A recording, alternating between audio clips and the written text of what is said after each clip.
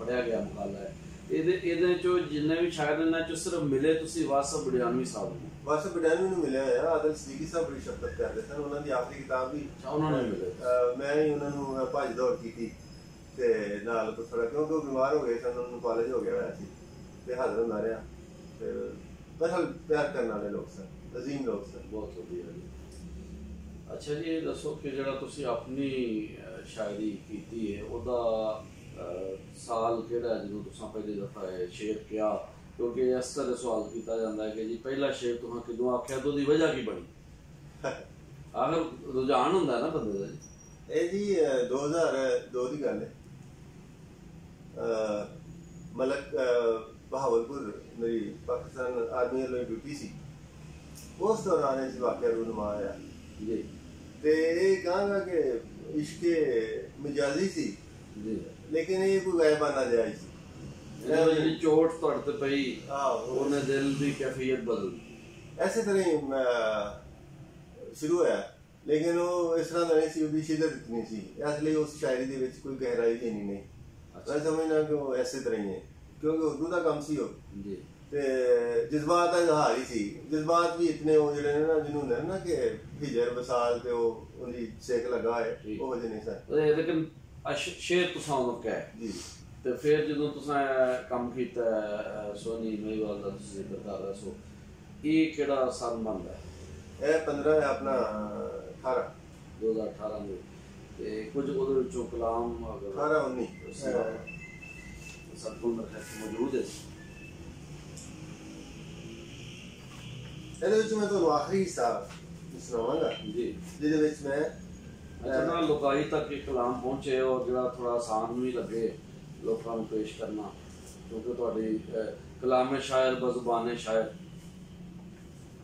ਦਰਅਸਲ ਉਹਨੇ ਇੱਕ ਚੈਲੰਜ ਸਮਝ ਕੇ ਆਪਣੇ ਵਸਾਇਲ, ਇਹਦੇ ਬਾਰੇ ਦੱਸਿਆ ਜਾਂਦਾ ਹੈ ਕਿ ਇਹਨੂੰ 6 ਲੱਖ ਰੁਪਈਆ ਉਸ ਵੇਲੇ ਨਫਾ ਹੋਇਆ ਸੀ। ਏਡਾ ਵੱਡਾ ਤਾਜਰ ਸੀ। ਅੱਛਾ ਜੀ। ਦਿੱਲੀ 'ਚ ਜਦੋਂ ਪਹੁੰਚਿਆ ਉੱਥੇ ਇਹਨੇ ਜਦੋਂ ਆਪਣਾ ਮਾਲ ਵੇਚਿਆ, ਆਪਣੇ ਤਜਾਰਤ ਦਾ ਮਾਲ ਵੇਚਿਆ ਤੇ 6 ਲੱਖ ਇੱਕ ਬੰਦੇ ਨੇ ਲਿਖਿਆ ਕਿ ਇਹਨੂੰ ਨਫਾ ਹੋਇਆ। ਯਾਨੀ ਕਿ ਅੱਜ ਵੀ 6 ਲੱਖ ਬੜੀ ਕਾਬਿਲ ਜ਼ਿਕਰ ਰਕਮ ਹੈ ਤੇ ਉਦੋਂ ਤੇ ਬਹੁਤ ਹੀ ਜ਼ਿਆਦਾ ਇਹਦੀ ਅਹਿਮੀਅਤ ਸੀ ਸ਼ਾਹਜਹਾਨ ਦੇ ਦੌਰ 'ਚ। ਇਸ ਤਰ੍ਹਾਂ ਇਹ ਗੁਜਰਾਤ ਆਇਆ, ਲੇਕਿਨ ਆਪਣੇ ਇਹਨੇ ਕਿਸੇ ਵਸਾਇਲ ਤੋਂ, ਪੈਸੇ ਤੋਂ, ਤਾਕਤ ਤੋਂ, ਆਪਣੇ ਨੌਕਰਾਂ ਚਾਕਰਾਂ ਤੋਂ ਕੰਮ ਨਹੀਂ ਲਿਆ। ਠੀਕ ਹੈ। ਆਪਣੇ ਇਸ ਇਸ਼ਕ ਦਾ ਭਾਰ ਚੁੱਕਣ ਲਈ ਇਹਨੇ ਆਪਣੇ ਆਪ ਨੂੰ ਅੱਗੇ ਕੀਤਾ। ਪਹਿਲੇ ਤੇ ਆਪਣਾ ਪੈਸਾ ਰੋੜ ਬੈਠਾ। ਮੈਂ ਇਹਨੂੰ ਇਹੋ ਹੀ ਗੱਲ ਦੱਸਣ ਦੀ ਜਾਂ ਇਹਦੀ ਬਿਆਨ ਕਰਨ ਦੀ ਕੋਸ਼ਿਸ਼ ਕੀਤੀ ਕਿ ਜੇ ਤੂੰ ਆਪਣੇ ਵਸਾਇਲ ਤੋਂ ਕੰਮ ਲੈਂਦਾ ਤੇ ਇਹ ਕੰਮ ਏਡਾ ਔਖਾ ਨਹੀਂ ਸੀ ਹੋਣਾ। ਆਰਾਮ ਨਾਲ ਤੇਰਾ ਵਿਆਹ ਹੋ ਜਾਣਾ ਸੀ। ਤੂੰ ਨਿਕਾਹ ਕਰਕੇ ਆਪਣੇ ਪਿਓ ਕੋਲ ਜਾਂਦਾ, ਉਹਦੀ ਖਿਦਮਤ ਕਰਦਾ, ਆਪਣੀ ਜ਼ਿੰਦਗੀ ਗੁਜ਼ਾਰਦਾ ਜਿਸ ਤਰ੍ਹਾਂ ਆਮ ਤੌਰ ਤੇ ਸਾਡਾ ਹੁੰਦਾ ਹੈ। ਔਰ ਸਿਹਤਮੰਦ ਜਿਹੜਾ ਦਿਮਾਗ ਇੰਝ ਕਰਦਾ ਕਿ ਵਾਲਦੈਨ ਨੇ ਕਹਿਣ ਦੇ, ਚਾਚੇ ਤਾਇਆ ਦੇ ਕਹਿਣ ਦੇ, ਆਪਣੀ ਪਸੰਦ ਨਹੀਂ ਲੱਭਦੀ ਤੇ ਜਿੱਥੇ ਕਹਿੰਦੇ ਨੇ ਸ਼ਾਦੀ ਕੀਤੀ, ਆਪਣੀ ਜ਼ਿੰਦਗੀ ਗੁਜ਼ਾਰੀ ਤੇ ਅੱਲਾਹ ਫੈਸਲਾ। ਬਹਰਹਾਲ ਇਹਨਾਂ ਸਾਰਾ ਕੁਛ ਕੀਤਾ ਤੇ ਆਖਰ ਤੇ ਮੇਰੀ ਸਫਾਈ ਪੇਸ਼ ਕੀਤੀ ਹੈ। ਔਖੀਆਂ ਘਾਟੀਆਂ ਲੰਘ ਕੇ ਜਿਹੜਾ ਕੀਤਾ ਤੁਧ ਕਮਾਲ, ਪਹਿਲੀ ਸੱਟੇ ਮੈਨੂੰ ਮਾਰਿਆ। ਗੱਲ ਤੇਰੀ ਨਹੀਂ ਸੀ ਰਹਿਣੀ ਇਸ ਝੂਠੀ ਜਿੱਤ ਦੇ ਨਾਲ, ਅਗਰ ਤੂੰ ਸੋਹਣੀ ਜਿੱਤ ਲੈਂਦਾ। ਗੱਲ ਤੇਰੀ ਨਹੀਂ ਸੀ ਰਹਿਣੀ ਇਸ ਝੂਠੀ ਜਿੱਤ ਦੇ ਨਾਲ, ਔਖੀਆਂ ਘਾਟੀਆਂ ਲੰਘ ਕੇ ਜਿਹੜਾ ਕੀਤਾ ਤੁਧ ਕਮਾਲ, ਪਹਿਲੀ ਸੱਟੇ ਮੈਨੂੰ ਮਾਰਿਆ। ਕਿਬਰ ਦਾ ਤੋੜਿਆ ਲੱਕ, ਘਟਾ ਗਲੀ ਦਾ ਸੋਤਿਆ, ਗੇੜਿਆ ਤੁੱਲੇ ਦਾ ਚੱਕ ਜੀ ਚਾਕ। ਖਿਦਮਤ ਕੀਤੀ ਨਿਉ ਕੇ ਡੰਗਰ ਚਾਰੇ ਖੋਲ, ਗੱਲਾਂ ਸੁਣੀਆਂ ਜਗ ਦੀਆਂ ਝੱਲੇ ਬੜੇ ਮਖੌਲ। ਬੜਾ ਖੁੱਲਾ ਸੀ ਬੇਲਾ ਮਿੱਤਰੋ, ਮੌਕੇ ਵੀ ਸਨ ਢੇਰ, ਤੇਰੀਆਂ ਅੱਖਾਂ ਵਿੱਚ ਹਯਾ ਸੀ, ਤੂੰ ਕਿਰਦਾਰ ਦਾ ਸ਼ੇਰ। ਰੋਟੀ ਦੇਣ ਜਾਂਦੀ ਸੀ ਨਾ ਜੀ। ਤੂੰ ਨਫਸ ਦਾ ਬਕੂ ਠੱਪਿਆ, ਕੀਤਾ ਬੜਾ ਕਮਾਲ, ਓਏ ਮਾਰੂ ਦਰਿਆ ਹਿੱਸ ਦਾ ਫੜ ਕੇ ਕੀਤਾ ਖਾਲ। ਤੇ ਤੇਰੇ ਵਰਗਾ ਕੋਈ ਨਾ ਜੰਮਿਆ, ਤੂੰ ਦਿੱਤੇ ਫਟੇ ਤੋੜ, ਨਹੀਂ ਵਾਲਾ ਇਸ਼ਕ ਮੈਦਾਨ ਵਿੱਚ ਕੋਈ ਨਹੀਂ ਤੇਰਾ ਜੋੜ। ਚੀਰਿਆ ਪੱਟ ਕਬਾਬ ਬਣਾਏ, ਕੀਤਾ ਕੰਮ ਮੁਹਾਲ, ਵੇਖਿਆ ਫਟ ਮੈਂ ਮਾਲਾ, ਹੋ ਗਈ ਕੁੜੀ ਹਲਾਲ। ਨਾ ਖੇਡੀਆਂ ਕੋਈ ਚਾਲਾਕੀਆਂ, ਨਾ ਇਸ਼ਕ ਨੂੰ ਲਾਇਆ ਦਾਗ, ਤੂੰ ਬੀਜਿਆ ਬੂਟਾ ਸਿਦਕ ਦਾ, ਪ੍ਰੀਤ ਦਾ ਲਾਇਆ ਬਾਗ। ਤੇਰੀ ਸ਼ੋਹਰਤ ਨਹੀਂ ਸੀ ਹੋਣੀ, ਰਹਿਣਾ ਸੀ ਕਦ ਨਾਮ, ਤੂੰ ਅਬਦ ਹਯਾਤੀ ਖੱਟ ਲਈ, ਪੀ ਕੇ ਮੌਤ ਦਾ ਜਾਮ। ਮੌਤੋਂ ਬਾਅਦ ਵੀ ਮੈਂ ਵਾਲਿਆ, ਤੇਰਾ ਇਸ਼ਕ ਕਮਾਲ, ਸੋਹਣੀ ਤੇਰੀ ਮੈਂ ਵਾਲਿਆ, ਤੂੰ ਉਹਦੀ ਪਹਿਚਾਨ। ਬਹੁਤ ਖੂਬ ਜੀ, ਬਹੁਤ ਵਧੀਆ ਜੀ। ਤੇ ਅਕਬਰ ਗਾਜ਼ੀ ਆਖਦਾ ਤੇਰਾ ਇਸ਼ਕ ਕਮਾਲ ਨਹੀਂ ਵਾਲਿਆ, ਤੇਰਾ ਇਸ਼ਕ ਕਮਾਲ, ਮਰਨਾ ਚੰਗਾ ਇਸ਼ਕ ਵਿੱਚ ਚੰਗਾ ਨਹੀਂ ਉਦਾਲ, ਮਰਨਾ ਚੰਗਾ ਇਸ਼ਕ ਵਿੱਚ ਚੰਗਾ ਨਹੀਂ ਉਦਾਲ, ਅਗਲੀ ਨਸਲ ਲਈ ਗਾਜ਼ੀਆ ਬਣਦੀ ਪੂਰੀ ਮਿਸਾਲ, ਤੇ ਜਾਨ ਦੀ ਬਾਜ਼ੀ ਲਾ ਕੇ ਤੂੰ ਦਿੱਤੀ ਯਾਰੀ ਪਾਲ, ਤੂੰ ਸੋਨੀ ਦਾ ਮਾਲ ਨਹੀਂ ਵਾਲਿਆ, ਸੋਨੀ ਤੇਰਾ ਮਾਲ, ਵਿਰਲੀਆਂ ਮਾਵਾਂ ਜੰਮਦੀਆਂ ਤੇਰੇ ਵਰਗਾ ਲਾਲ, ਫਿਤਰਤ ਤੇਰੀ ਨੇਕ ਸੀ ਵੱਖਰਾ ਹੁਸਨ ਜਮਾਲ, ਗਾਜ਼ੀ ਤੂੰ ਹੀ ਸਿੱਖ ਲੈ ਨਹੀਂ ਵਾਲ ਦੀ ਚਾਲ, ਜਾਨ ਦੀ ਬਾਜ਼ੀ ਖੇਡ ਕੇ ਯਾਰ ਦੀ ਯਾਰੀ ਪਾਲ, ਬਹੁਤ ਵਧੀਆ ਤੇ ਤੇਰੇ ਵਰਗੇ ਇਸ਼ਕ ਦੀ ਕਰਨੀ ਰੀਸ ਮਹਾਲ, ਹਰ ਇੱਕ ਦੇ ਵੱਸੋਂ ਬਾਹਰ ਹੈ ਮੇਰੀ ਕੀ ਮਜਾਲ। ਸੈਕੰਡ ਲਾਸਟ ਆਖਰੀ ਤੋਂ ਪਹਿਲਾ ਸ਼ੇਰ ਹੈ, ਤੋਜੋ ਚਾਹਾਂਗਾ ਜੀ। ਰੱਖ ਲੰਗੋਟਾ ਸਾਫ ਤੋਂ ਕੀਤਾ ਬੜਾ ਕਮਾਲ, ਰੱਖ ਲੰਗੋਟਾ ਸਾਫ ਤੋਂ ਕੀਤਾ ਬੜਾ ਕਮਾਲ, ਘਰ ਘਰ ਦੱਸ ਹੋਏ ਗਾਜ਼ੀਆ ਰੱਖਣ ਲੋਕ ਖਿਆਲ। ਬਹੁਤ ਵਧੀਆ ਜੀ, ਬਹੁਤ ਵਧੀਆ। ਆਖਰੀ ਸ਼ੇਰ ਹੈ ਜਨਾਬ, ਨਹੀਂ ਵਾਲਾ ਤੇਰੇ ਇਸ਼ਕ ਨੇ ਗਾਜ਼ੀ ਜਿਹਾ ਦਿੱਤਾ ਜੂੜ, ਸੱਚਾ ਤੇਰਾ ਇਸ਼ਕ ਸੀ ਰਤਾ ਨਹੀਂ ਇਸ ਵਿੱਚ ਕੂੜ। ਬਹੁਤ ਵਧੀਆ ਜੀ। ਤੇ ਇਹ ਮੇਰੇ ਸਾਹਮਣੇ ਤੁਹਾਡੀ ਕਿਤਾਬ ਚੌਧਰੀ ਨਵਾਬੁੱਦੀਨ ਇਸ਼ਕ ਸ਼ਖਸੀਅਤ ਔਰ ਫਨ ਇਹ ਪਈ ਹੋਈ ਹੈ, ਤੇ ਇਹ ਵੀ ਤੁਹਾਡਾ ਰਿਸਰਚ ਵਰਕ ਹੈ। ਤੇ ਇਹਦੇ 'ਚ ਇੱਕ ਸ਼ੇਰ ਮੈਂ ਦੇਖ ਰਿਹਾ ਕਿਉਂਕਿ ਮੇਰਾ ਆਪਣਾ ਜਿਹੜਾ ਤਹਿਕੀਕੀ ਕੰਮ ਸੀ ਕਿਉਂਕਿ ਉੱਤੇ ਮੈਂ ਲਫ਼ਜ਼ ਪੰਜਾਬੀ ਉੱਤੇ ਕੰਮ ਕੀਤਾ ਸੀ ਕਿ ਜ਼ਿਮਨੀ ਕੰਮ ਸੀ ਕਿਤਾਬ, ਤੇ ਉਹਦੇ 'ਚ ਹੋਰ ਵੀ ਚੀਜ਼ਾਂ ਸਨ ਪੰਜਾਬੀ ਦੇ ਵੱਲ ਨਾਲ, ਪੰਜਾਬ ਦੇ ਵੱਲ ਨਾਲ।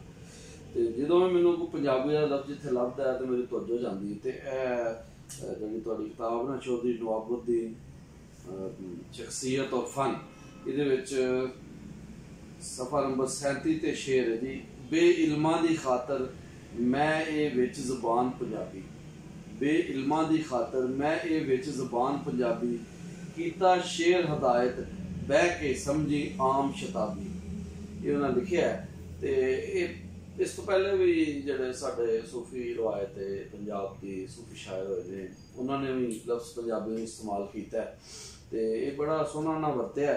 ਤੇ ਕੁਝ ਇਸ ਬਾਰੇ ਤੁਸੀਂ ਦੱਸੋ ਕਿ ਉਹਨਾਂ ਨੇ ਜਿਹੜੀ ਇਹ ਗੱਲ ਕੀਤੀ ਹੈ ਕਿ ਮੈਂ ਆਮ ਬੰਦੇ ਲਈ ਪੰਜਾਬੀ 'ਚ ਲਿਖ ਰਿਹਾ ਵਾਂ, ਤੇ ਹੁਣ ਦੇ ਜਿਹੜੇ ਸਿਆਣੇ ਨੇ ਇਹਨਾਂ ਨੂੰ ਨਹੀਂ ਸਮਝ ਆਉਂਦੀ ਕਿ ਆਮ ਬੰਦਾ ਆਪਣੀ ਮਾਂ ਬੋਲੀ ਸਮਝਦਾ। ਤੁਸੀਂ ਇਸ ਬਾਰੇ 'ਚ ਆਪਣੇ ਵਿਚਾਰ ਦੱਸੋ। ਦਰਅਸਲ ਜਿਸ ਦੌਰ ਵਿੱਚ ਮੌਲਵੀ ਸਾਹਿਬ ਹੋਏ 1948 ਵਿੱਚ ਇਹਨਾਂ ਦੀ ਵਫਾਤ ਦੀ ਦੱਸ ਪੈਂਦੀ ਹੈ। 1948 ਉਸ ਦੌਰ ਵਿੱਚ ਤਾਲੀਮ ਦਾ ਗਲਾ ਅੰਗਰੇਜ਼ੀ ਪਾਲਿਸੀਆਂ ਨੇ ਘੁੱਟ ਦਿੱਤਾ ਹੈ ਜੀ। ਅਲਹਮਦੁਲਿਲਾ ਪੰਜਾਬ ਵਿੱਚ ਕਿਸੇ ਦੌਰ ਵਿੱਚ 90 ਤੋਂ ਉੱਤੇ ਸ਼ਰ੍ਹਾ ਖਾਨਗੀ ਸੀ। ਮਦਰਸਿਆਂ ਦੀ ਮਦਦ ਦੇ ਨਾਲ ਲੋਕੀ ਆਪਣੀ ਮਦਦ ਆਪ ਦੇ ਤਹਿਤ ਖਾਨਕਾਈ ਨਿਜ਼ਾਮ ਦੇ ਤਹਿਤ ਘਰਾਂ ਗਲੀ ਦੇ ਵਿੱਚ ਅੱਜ ਵੀ ਇਸੇ ਤਰ੍ਹਾਂ ਹੀ ਹੈ ਕਿ ਬਹੁਤ ਸਾਰੀਆਂ ਬੱਚੇ ਆਪਣੇ ਘਰਾਂ 'ਚ ਨਿੱਕੇ ਬੱਚੇ ਲੈ ਕੇ ਬੈਠੇ ਹੋਏ ਨੇ, ਨਾਜ਼ਰਾ ਪੜ੍ਹਾ ਰਹੇ ਨੇ, ਹਿਫਜ਼ ਕਰਵਾ ਰਹੇ ਨੇ। ਇਹਦੇ ਨਾਲ ਹੀ ਅਗਰ ਅਸੀਂ ਤਸੱਵਰ ਕਰੀਏ ਕਿ ਤਖਤੀ ਦੇ ਕੇ ਤੇ ਲਿਖਣ ਔਰ ਹਰਫ ਪਛਾਣਨ ਦਾ ਵੀ ਕੰਮ ਸ਼ੁਰੂ ਹੋ ਜਾਏ ਜੀ, ਉਹੀ ਪੜ੍ਹਾਈ ਹੈ, ਫਲ ਵੀ ਇਹੋ ਹੀ ਹੈ। ਔਰ ਇਹ ਕੰਮ ਪਹਿਲੇ ਹੁੰਦਾ ਸੀ, ਬੰਦਾ ਇੰਸਟੀਟਿਊਸ਼ਨ ਹੁੰਦਾ ਸੀ ਨਾ ਜੀ, ਬੰਦਾ ਹੀ ਅਦਾਰਾ ਹੁੰਦਾ ਸੀ। ਬਿਲਕੁਲ। ਤੇ ਇਹਨਾਂ ਵੀ ਆਪਣੇ ਇਲਾਕੇ ਦੇ ਵਿੱਚ ਲੋਕਾਂ ਨੂੰ ਸਮਝਾਉਣ ਲਈ ਐਸੇ ਪੰਜਾਬੀ ਜ਼ਬਾਨ ਦਾ ਸਹਾਰਾ ਲਿਆ। ਔਰ ਬਿਹਤਰੀਨ ਗੱਲ ਇਹ ਹੋਈ ਹੈ ਕਿ ਪੰਜਾਬੀਆਂ ਨੂੰ ਜਿੰਨੀ ਚੰਗੀ ਗੱਲ ਪੰਜਾਬੀ 'ਚ ਸਮਝ ਆਉਂਦੀ ਹੈ, ਭਾਵੇਂ ਉਰਦੂ ਹੋਏ, ਭਾਵੇਂ ਅੰਗਰੇਜ਼ੀ ਹੋਏ, ਤੇ ਭਾਵੇਂ ਹੋਰ ਕੋਈ ਜ਼ਬਾਨ, ਉਨੀ ਚੰਗੀ ਸਮਝ ਨਹੀਂ ਆਉਂਦੀ। ਮਤਲਬ ਕਹਿੰਦਾ ਹੈ ਕਿ ਪੰਜਾਬੀ ਨੂੰ ਪ੍ਰਾਇਮਰੀ ਤੋਂ ਲੈ ਕੇ BA ਤੱਕ ਮਜ਼ਮੂਨ ਦੇ ਤੌਰ ਤੇ ਲਾਜ਼ਮੀ ਹੋਣਾ ਚਾਹੀਦਾ।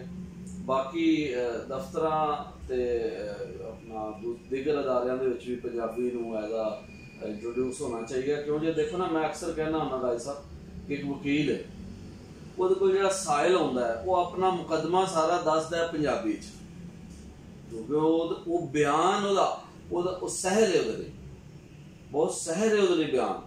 ਔਰ ਇਸ ਤੋਂ ਇਲਾਵਾ ਉਹ ਬਿਆਨ ਨਹੀਂ ਕਰ ਸਕਦਾ ਕਿਉਂਕਿ ਉਹਦੇ ਲਈ ਮੁਸ਼ਕਿਲ ਹੈ ਕਿਸੇ ਹੋਰ ਜ਼ਬਾਨ ਬੋਲਣਾ। ਉਹ ਆਪਣਾ ਸਾਇਲ ਜਿਸ ਦੇ ਮੁਕੱਦਮਾ ਲੈ ਕੇ ਆਉਂਦਾ ਹੈ ਤੇ ਉਹ ਜਿਹੜਾ ਨਾ ਵਕੀਲ ਸਾਹਿਬ ਨੂੰ ਸਾਰਾ ਬਿਆਨ ਕਰਦਾ ਉਹਦੇ ਪੰਜਾਬੀ 'ਚ। ਤੇ ਕੀ ਬਹਿਸ ਨਹੀਂ ਪੰਜਾਬੀ 'ਚ ਹੋ ਸਕਦੀ? ਤੇ ਉਹ ਬੜੀ ਹੁਣ ਸੋਹਣੀ ਇੱਕ ਗੱਲ ਇਹਨਾਂ ਦਿਨਾਂ ਦੀ ਕਿ ਪੰਜਾਬ ਅਸੈਂਬਲੀ ਦੇ ਵਿੱਚ ਪੰਜਾਬੀ 'ਚ ਬੜੀ ਇੱਕ ਸੋਹਣੀ ਤਕਰੀਰ ਕੀਤੀ ਇੱਕ MPA ਸਾਹਿਬ ਨੇ, ਔਰ ਬੜੀ ਮਕਬੂਲ ਹੈ। ਸੋਸ਼ਲ ਮੀਡੀਆ ਦੇ ਉੱਤੇ ਉਹਦੇ ਲੱਖਾਂ ਵਿਊਜ਼ ਹੋ ਚੁੱਕੇ ਨੇ। ਇਹ ਤੋਂ ਇਹ ਅੰਦਾਜ਼ਾ ਹੁੰਦਾ ਹੈ ਕਿ ਲੋਕਾਂ ਦੀ ਦਿਲਚਸਪੀ ਪੰਜਾਬੀ ਨਾਲ ਕਿੰਨੀ ਜ਼ਬਰਦਸਤ ਹੈ। ਤੇ ਇਹ ਰੋਡ ਤੇ ਟੁਰੀਏ, ਕਿਸੇ ਵੀ ਇਲਾਕੇ ਚਲੇ ਜਾਓ, ਸਿਆਲਕੋਟ ਤੋਂ ਲੈ ਕੇ ਪਿੰਡੀ ਤੱਕ, ਪਿੰਡੀ ਤੋਂ ਲੈ ਕੇ ਮੁਲਤਾਨ ਤੱਕ, ਕੋਈ ਇਲਾਕਾ ਵੇਖ ਲਓ, ਲੋਕ ਆਪਣੀ ਮਾਦਰੀ ਜ਼ੁਬਾਨ ਪੰਜਾਬੀ 'ਚ ਗੱਲ ਕਰ ਰਹੇ ਨੇ। ਤੇ ਫਿਰ ਕਿਉਂ ਨਾ, ਕਿਉਂਕਿ ਤੁਸੀਂ ਸ਼ਾਇਰ ਹੋ, ਪੰਜਾਬੀ ਦੇ ਦਾਨਸ਼ਵਰ ਹੋ, ਤੇ ਇਹ ਜਿਹੜਾ ਮੰਗ ਹੈ ਇਹ ਜਾਇਜ਼ ਮੰਗ ਹੈ। ਗੱਲ ਇਹ ਕਿ ਅਸੀਂ ਸਾਰੇ ਹੀ ਸਾਡੇ ਸੂਬੇ ਜਿਹੜੇ ਨੇ ਆਪਣੀ ਮਾਦਰੀ ਜ਼ੁਬਾਨ ਵਿੱਚ ਇਲਮ ਹਾਸਲ ਕਰ ਰਹੇ ਨੇ ਜੀ। ਸਿੰਧੀ ਹੋਵੇ, ਪਸ਼ਤੋ ਹੋਵੇ, ਬਲੋਚੀ ਔਰ ਬਰਾਹਮੀ। ਬਲੋਚਿਸਤਾਨ ਦੀ ਗੱਲ ਕਰਾਂ ਤਾਂ ਉਹਨਾਂ ਦੇ ਕਾਨੂੰਨ ਤੇ ਪਾਸ ਕਰ ਦਿੱਤਾ ਹੈ ਕਿ ਜਿਹੜੇ ਇਲਾਕੇ 'ਚ ਜਿਹੜੀ ਲੋਕਾਂ ਦੀ ਤਾਦਾਦ ਬਹੁਤੀ ਹੈ ਨਾ, ਉਹਨਾਂ ਨੂੰ ਉੱਥੇ ਉਹ ਸਿਲੇਬਸ ਲਾਇਆ ਜਾਏ। ਖੈਬਰ ਪਖਤੂਨਖਵਾ ਦੇ ਵਿੱਚ ਪਿਛਲੇ ਦਿਨਾਂ 'ਚ ਉਹਨਾਂ ਆਖਿਆ ਜੀ ਸਰਾਇਕੀ ਤੇ ਪੰਜਾਬੀ ਤੇ 3-4 ਹੋਰ ਮਜ਼ਮੂਨ ਜਿਹੜੇ ਜਿਹੜੇ ਇਲਾਕੇ 'ਚ ਤਿੰਨ ਲੋਕ ਰਹਿੰਦੇ ਨੇ ਉਹਨਾਂ ਨੂੰ ਉਹਦੇ 'ਚ ਪੜ੍ਹਾਇਆ ਜਾਏ। ਤੇ ਇੱਥੇ ਕਿਉਂ ਨੇ? ਜਿੱਥੇ ਅਕਸਰੀਅਤ ਅਸੀਂ ਅਸਲ ਦੇ ਵਿੱਚ ਸਾਡੀ ਪਹਿਲੀ ਪਹਿਚਾਣ ਔਰ ਆਖਰੀ ਪਹਿਚਾਣ ਪੰਜਾਬੀ ਹੈ। ਉਰਦੂ ਹੋਏ ਭਾਵੇਂ ਅੰਗਰੇਜ਼ੀ ਹੋਏ, ਉਹ ਮਸਨੂਈ ਲਬਾਦਾ ਹੈ। ਪਤਾ ਨਹੀਂ ਕਿਉਂ ਚੰਦ ਲੋਕਾਂ ਆਪਣੇ ਮਫਾਦ ਲਈ ਸਾਡੇ ਤੇ ਉਡਾਇਆ ਹੋਇਆ। ਗੋ ਸਾਡੇ ਪੰਜਾਬੀ ਲਿਖਣ ਵਾਲੇ ਪੜ੍ਹਨ ਵਾਲੇ ਹੀ ਉਹਦੇ ਸਿਪਾਹ ਸਾਲਾਰ ਵੀ ਨੇ, ਕੰਮ ਕਰ ਰਹੇ ਨੇ। ਅਗਰ ਉਰਦੂ ਨੂੰ ਫੈਲਾਉਣ ਵਾਲੀ ਤਹਿਰੀਕ ਜਿਹੜੀ ਉਹਦੇ 'ਚੋਂ ਪੰਜਾਬੀਆਂ ਨੂੰ ਕੱਢ ਲਿਆ ਜਾਏ ਤਾਂ ਪਿੱਛੇ ਕੁਛ ਨਹੀਂ ਬਚਦਾ। ਜੀ ਗੱਲ ਜਿਹੜੀ ਤੁਸੀਂ ਕੀਤੀ ਹੈ ਕਿ ਪਹਿਲੀ ਤੋਂ ਲੈ ਕੇ BA ਤੱਕ ਪੰਜਾਬੀ ਨੂੰ ਇੱਕ ਮਜ਼ਮੂਨ ਦੇ ਪੜ੍ਹਾਉਣ ਦੇ, ਮੈਂ ਚਾਹੁੰਦਾ ਕਿ ਇਸਲਾਮੀਆਤ ਵੀ ਪੰਜਾਬੀ 'ਚ ਪੜ੍ਹਾਈ ਜਾਏ। ਦਰੁਸਤ ਮਾਸ਼ਰਤੀ ਉਲੂਮ ਹੈ, ਬਾਕੀ ਦੀਗਰ ਉਲੂਮ ਜਿਹੜੇ ਨੇ ਕਿਉਂ ਨਹੀਂ ਪੰਜਾਬੀ 'ਚ ਪੜ੍ਹਾਏ ਜਾਂਦੇ? ਟੈਕਨੀਕਲ ਉਲੂਮ। ਤੇ ਅਗਰ ਕੋਈ ਵੀ ਸਾਡੇ ਜਿਹੜੇ ਉਸਤਾਦ ਹੈ ਸਾਨੂੰ ਬਾਇਓ, ਫਿਜ਼ਿਕਸ, ਕੈਮਿਸਟਰੀ, ਮੈਟ੍ਰਿਕ ਤੱਕ ਪੰਜਾਬੀ 'ਚ ਪੜ੍ਹਾਉਂਦੇ ਸਨ, ਹੁਣ ਸਾਨੂੰ ਪੂਰੀ ਸਮਝ ਆ ਜਾਂਦੀ ਸੀ। ਅੱਜ ਉਹ ਪੜ੍ਹਾ ਰਹੇ ਨੇ ਤੇ ਦਰਸੁਲ ਇਲਮ ਪੜ੍ਹਾ ਰਹੇ ਨੇ। ਅੱਜ ਕੱਲ੍ਹ ਜਿਹੜੇ ਬੱਚੇ ਬਹੁਤ ਜ਼ਿਆਦਾ ਸੋਸ਼ਲ ਮੀਡੀਆ ਜਾਂ ਅੰਗਰੇਜ਼ੀ ਪੜ੍ਹ ਕੇ ਆਉਂਦੇ ਨੇ, ਉਹਨਾਂ ਨੂੰ ਵੀ ਕਲਾਸ ਵਿੱਚ ਜਦੋਂ ਇੱਕ ਬਾਇਓ ਦਾ ਪ੍ਰੋਫੈਸਰ ਅੰਗਰੇਜ਼ੀ 'ਚ ਦਿੰਦਾ ਨਾ ਲੈਕਚਰ, ਉਹਨਾਂ ਦੇ ਪੱਲੇ 60% ਨਹੀਂ ਪਹਿਲਾਂ, ਫਿਰ ਉਹਨੂੰ ਟਿੱਲ ਮਾਰ ਕੇ। ਔਰ ਕਮਾਲ ਵਾਲੀ ਗੱਲ ਹੈ ਕਿ ਸਾਡੀ ਉਰਦੂ ਔਰ ਪੰਜਾਬੀ ਜਿਹੜੀ ਨਾ ਅੰਗਰੇਜ਼ੀ, ਉਹ ਵੀ ਪੰਜਾਬੀ 'ਚ ਪੜ੍ਹਾਈ ਜਾ ਰਹੀ ਹੈ। ਇਹਨੂੰ ਤਸਲੀਮ ਨਹੀਂ ਕੀਤਾ ਜਾ ਰਿਹਾ। ਯਾਨੀ ਜਿਹੜੀ ਵੇਲੇ ਦੀ ਲੋੜ ਹੈ ਉਹ ਪੰਜਾਬੀ ਹੈ। ਪੰਜਾਬੀ ਸਾਡੇ ਵੇਲੇ ਦੀ ਲੋੜ ਹੈ। ਅਗਰ ਅਸੀਂ ਤਰੱਕੀ ਕਰਨੀ ਹੈ ਤੇ ਜੇ ਇੰਝ ਹੀ ਖੱਜਲ ਹੁੰਦੇ ਆਪਣੀ ਮੰਜ਼ਿਲ ਤੇ ਪਹੁੰਚਣਾ ਹੈ, ਆਸਤਾ ਡੇਗਦੇ ਢਾਂਦੇ ਆ, ਤੇ ਫਿਰ ਠੀਕ ਹੈ ਜਿਸ ਤਰ੍ਹਾਂ ਚੱਲਦਾ ਪਿਆ। ਰਾਜ ਸਾਹਿਬ ਦੇਖੋ ਨਾ, ਅਸੀਂ ਆਪਣਾ ਹਾਲ ਕੀ ਬਣਾ ਲਿਆ ਕਿ 72 ਸਾਲਾਂ ਦੇ ਵਿੱਚ ਅਸੀਂ ਸ਼ਰਾਖਾਨੀ 72% ਵੀ ਨਹੀਂ ਕਰ ਸਕੇ। ਤੇ ਕਿਉਂ ਨਾ ਇੱਕ ਜਿਹੜੀ ਵੇਲੇ ਦੀ ਜਿਹੜੀ ਲੋੜ ਹੈ ਉਹਨੂੰ ਪੂਰਾ ਕੀਤਾ ਜਾਏ ਔਰ ਪੰਜਾਬੀ ਆ ਜਾਏ। ਔਰ ਅਦਾਲਤ ਆਲੀਆ ਦਾ ਫੈਸਲਾ ਵੀ ਆ ਚੁੱਕਿਆ ਲਾਹੌਰ ਹਾਈ ਕੋਰਟ ਦਾ ਕਿ ਇਹਨੂੰ ਸਕੂਲਾਂ 'ਚ ਨਾਫਜ਼ ਕਰੋ ਐਜ਼ ਅ ਲਾਜ਼ਮੀ ਸਬਜੈਕਟ, ਲੇਕਿਨ ਉਹ 'ਤੇ ਅਮਲ ਨਹੀਂ ਹੋ ਰਿਹਾ। ਉਮੀਦ ਕੀਤੀ ਜਾਂਦੀ ਹੈ ਕਿ ਇਨਸ਼ਾ ਅੱਲਾਹ ਤਾਲਾ 'ਤੇ ਅਮਲ ਵੀ ਹੋਏਗਾ। ਅਸੀਂ ਆਪਣੀ ਗੱਲ ਅੱਗੇ ਟੋਰਾਂਗੇ ਕਿ ਤੁਸੀਂ ਸਰ ਕੰਮ ਕੀਤਾ ਹੈ, ਆਪਣਾ ਜਿਹੜਾ ਲਿਖਤਾਂ ਲਿਖੀਆਂ ਨੇ, ਤੁਹਾਡਾ ਰਿਸਰਚ ਵਰਕ ਬੜਾ ਕਮਾਲ ਹੈ। ਮੈਂ ਥੋੜਾ ਜਿਹਾ ਮੰਡੀ ਬਹਾਉਦੀਨ ਦੇ ਹਵਾਲੇ ਨਾਲ ਗੱਲ ਕਰਨਾ ਚਾਹਾਂਗਾ ਕਿ ਇੱਥੇ ਜਿਹੜੇ ਪੰਜਾਬੀ ਦੇ ਜਿਹੜੇ ਸ਼ਾਇਰ ਹੋਏ ਨੇ, ਕੁਝ ਉਸ ਹਵਾਲੇ ਨਾਲ ਸਾਨੂੰ ਦੱਸ ਪਾਓ ਕਿ ਜਿਹੜਾ ਤੁਸੀਂ ਉੱਥੇ ਵਰਕ ਕੀਤਾ ਹੈ, ਉਸ ਦੌਰਾਨ ਤੁਹਾਡੇ ਸਾਹਮਣੇ ਜਿਹੜੀ ਸ਼ਖਸੀਅਤ ਆਈਆਂ ਨੇ ਉਹਨਾਂ ਦਾ ਕੋਈ ਤਾਰਫ ਤੁਸੀਂ ਥੋੜਾ ਜਿਹਾ ਕਰਾਓ। ਮੰਡੀ ਬਹਾਉਦੀਨ ਇੱਕ ਬਹੁਤ ਪੰਜਾਬ ਦਾ ਇੱਕ ਜ਼ਿਲ੍ਹਾ ਹੈ ਔਰ ਬੜਾ ਜਾਣਿਆ ਜਾਂਦਾ ਹੈ। ਸਾਡੀ ਜੀ ਅਸੀਂ ਸਭ ਤੋਂ ਮੁਹਤਰਮ, ਸਭ ਤੋਂ ਪਿਆਰ, ਸਭ ਤੋਂ ਜ਼ਿਆਦਾ ਇੱਜ਼ਤ ਇਹਤਰਾਮ ਵਾਲੀ ਗੱਲ ਅਗਰ ਕਰੀਏ ਜੀ, ਹਜ਼ਰਤ ਨੌਸ਼ਾ ਗੰਜ ਬਖਸ਼ ਜੀ ਮਾਸ਼ਾਅੱਲਾ, ਜਿਨ੍ਹਾਂ ਦੇ ਪਹਿਲੇ ਵਾਜ਼ ਪੰਜਾਬੀ 'ਚ ਕੀਤੀਆਂ ਹੋਈਆਂ ਨਿੱਕੀਆਂ ਨਿੱਕੀਆਂ ਤਕਰੀਰਾਂ, ਨਿੱਕੀਆਂ ਨਿੱਕੀਆਂ ਗੱਲਾਂ ਬਾਤਾਂ ਜਿਹੜੀਆਂ ਉਹ ਆਪਣੇ ਮਰੀਜ਼ਾਂ ਨੂੰ ਸਾਹਮਣੇ ਬਾਏ ਕਰਦੇ ਸਨ। ਕੋਈ ਪੁੱਛੇ ਕਿ ਆਪਣਾ ਰੋਜ਼ਾ ਕੀ ਹੈ ਜੀ, ਕਦੋਂ ਤੋਂ ਸ਼ੁਰੂ ਹੁੰਦਾ ਹੈ ਤੇ ਕਦੋਂ ਤੋਂ ਜਾ ਕੇ ਮੁੱਕਦਾ ਹੈ, ਨਮਾਜ਼ ਦੀਆਂ ਕਿੰਨੀਆਂ ਸ਼ਰਤਾਂ ਨੇ, ਵੁਜ਼ੂ ਦੇ ਕਿੰਨੇ ਫਰਜ਼ ਨੇ, ਇਹ ਸਾਰੀਆਂ ਗੱਲਾਂ ਉਹਨਾਂ ਨੇ ਪੰਜਾਬੀ 'ਚ ਕਹੀਆਂ ਹੋਈਆਂ ਔਰ ਉਹਨਾਂ ਨਾਲ ਕੁਝ ਮੁਹੱਬਤ ਕਰਨ ਵਾਲੇ ਲੋਕਾਂ ਨੇ ਉਹ ਮਹਿਫੂਜ਼ ਕਰ ਲਈਆਂ ਹੋਈਆਂ। ਔਰ ਨਸਰੀ ਪੰਜਾਬੀ ਨਸਰ ਦਾ ਪਹਿਲਾ ਨਮੂਨਾ ਉਹਨਾਂ ਕੋਲ ਮਿਲਦਾ ਹੈ। ਔਰ ਸ਼ਾਇਰੀ ਵੀ ਉਹਨਾਂ ਦੀ ਪੰਜਾਬੀ ਕਮਾਲ ਦੀ। ਸਾਡੇ ਕੋਲ ਦਾਇਮ ਇਕਬਾਲ ਲਾਈਨ ਦਾ ਹਵਾਲਾ ਦਿੱਤਾ, ਉੱਥੇ ਬੜਾ ਰਿਚ ਇਲਾਕਾ। ਦਾਇਮ ਸਾਹਿਬ ਤੇ ਵੇਖੋ ਜੀ, ਉਹ ਵੀ ਬੜੀ ਮਹਾਨ ਸ਼ਖਸੀਅਤ ਨੇ ਔਰ ਉਹਨਾਂ ਦਾ ਚਾਹੇ ਸ਼ਾਹਨਾਮਾ ਕਰਬਲਾ ਹੋਵੇ, ਉਹਨਾਂ ਦੀ ਤਹਿਰੀਕ ਪਾਕਿਸਤਾਨ ਦੀ ਸ਼ਾਇਰੀ ਹੋਏ, ਤੁਸੀਂ ਜਿਹੜੀ ਵੀ ਸ਼ਾਇਰ ਪੜ੍ਹਦੇ ਹੋ ਨਾ, ਉਹ ਉਹਨਾਂ ਦੀ ਸ਼ਖਸੀਅਤ ਉਹਦੇ 'ਚ ਝਲਕਦੀ ਹੈ, ਦੱਸਦੀ ਹੈ ਕਿ ਬੰਦਾ ਕੋਈ ਮਹਾਨ ਸੀ। ਨਦੀਮ ਬਸਾਲਵੀ ਨਵੇਂ ਦੌਰ ਦਾ ਸ਼ਾਇਰ, ਹਜੇ ਮੈਂ ਪਰਸੋਂ ਪੜ੍ਹਿਆ ਕਿ ਉਹ ਫੌਤ ਹੋ ਗਏ ਨੇ। ਅੱਛਾ ਜੀ। ਥੋੜਾ ਲਿਖਿਆ ਲੇਕਿਨ ਕਮਾਲ ਦਾ ਲਿਖਿਆ। ਇੱਕ ਗਜ਼ਲ ਅਗਰ ਤੁਸੀਂ ਚਾਹੋਗੇ ਤਾਂ ਇਹਦੇ ਵਿੱਚੋਂ ਨਦੀਮ ਬਸਾਲਵੀ ਦੇ ਨਾਂ ਨਾਲ ਉਹ ਵੀ ਪੇਸ਼ ਕੀਤੀ ਜਾ ਸਕਦੀ ਹੈ। ਨਵਾਂ ਲਿਖਣ ਵਾਲੇ ਵੀ ਕਮਾਲ ਲਿਖਦੇ ਨੇ ਪਏ। ਮੀਆਂ ਸਰਾਜੁਦੀਨ ਸਰਾਜ ਕਾਦਰੀ ਬਾਦਸ਼ਾਹਪੁਰੀ ਜੀ, ਦਾਇਮ ਇਕਬਾਲ ਦਾਇਮ ਦੇ ਦੌਰ ਦੇ ਸਨ, ਲੇਕਿਨ ਸ਼ਾਇਰੀ ਕਮਾਲ ਦੀ। ਅਗਰ ਮੈਂ ਕਹਾਂ ਕਿ ਉਹ ਉਸੇ ਹੀ ਸਤਾ ਦੇ ਸ਼ਾਇਰ ਸਨ ਤੇ ਇਹ ਸਰ ਤੁਸੀਂ ਇੱਥੇ ਹਾਫਿਜ਼ ਬਰਖੁਰਦਾਰ ਨਦੀਮ ਵਸਾਲੀ ਦਾ ਵੀ ਜ਼ਿਕਰ ਕੀਤਾ ਇਹ ਰਾਂਝਾ ਇਹਸਾਨ ਪਾਲ ਆਲੀਆ। ਹਾਂਜੀ, ਇਹ ਉਹਨਾਂ ਦੇ ਬੇਟੇ ਸਨ ਹਜ਼ਰਤ ਨੌਸ਼ਾ ਗੰਜ ਬਖਸ਼ ਰਹਿਮਤੁल्लाह अलैह। ਅੱਛਾ ਜੀ। ਹਾਂਜੀ, ਰਾਂਝਾ ਖਾਲਸਾ ਨਦੀਮ ਵਸਾਲੀ ਉਹ ਨਾਲ ਤੇ ਸਿਰਾਜੁद्दीन ਸਿਰਾਜ ਕਾਦਰੀ ਤਰੀਆਂ ਦੇ ਕਰੀਬ ਕਿਤਾਬਾਂ ਦੇ ਮੁਸੰਨਫ, ਜਿਨ੍ਹਾਂ ਚੋਂ ਸੋਹਣੀ ਮਈ ਵਾਲਾ ਕਿੱਸਾ ਵੀ ਉਹਨਾਂ ਦਾ 284 ਸਫੇ ਦਾ बड़ा सोहना लिखते सन। लेकिन यह है कि जिहड़ी शोहरत दायम इकबाल दायम रहमतुल्लाह अलैह नूं मिली वो उन्हां दे सिर नहीं आई।